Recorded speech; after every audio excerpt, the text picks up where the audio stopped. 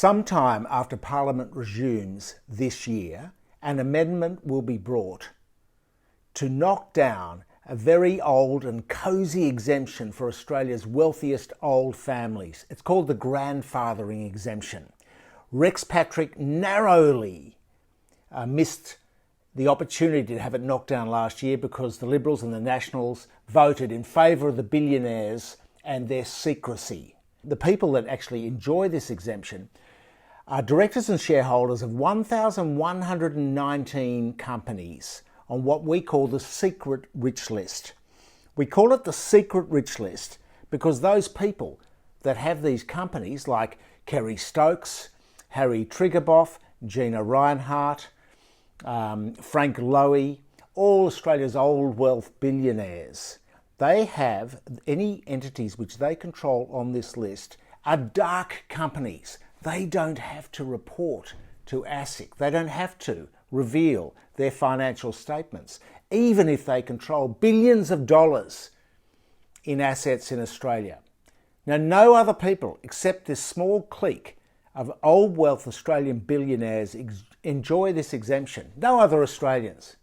Despite all this blathering, this talk about a fair go, this is no fair go. Why do they have it? That's the other leg of the investigation. What we've done is to do 5,000 searches, maybe 2,000 searches of ASIC, the corporate database, and maybe 3,000 or 4,000 searches of the AEC, the Australian Electoral Commission database. That's where we find the political donations.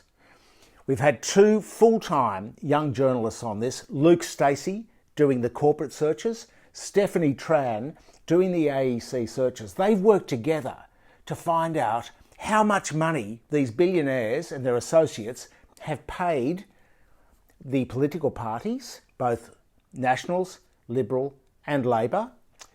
Liberal get the most, Labor the second, Nationals the third. Who's paying who, how much? And then we've sought to get in behind these companies and find out who owns them and which companies own this and who the directors are and who the shareholders are and what the relationships are.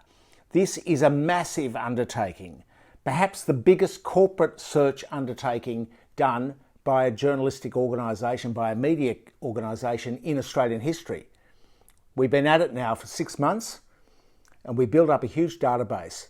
We hope and we expect that this database will lead to reform so that all Australians are treated equally, so that there will be no financial apartheid. A real fair go where everybody has to report the same to the regulators, where there's no dark companies, no hidden, no cosy exemptions, no hiding from having to say how much tax you paid or where the money went, who got the loan. This is absolutely quintessential to Australian culture, that we need a fair and level playing field. Now, this exemption was brought in by Paul Keating in the early 1990s. And ever since, every attempt to repeal it, every attempt to change the law to make it fair, to put all Australians on the same footing, has been knocked down by various governments over the years. The billionaire lobby has hopped in there and just cut this thing off at the knees. Why? It's quite clear.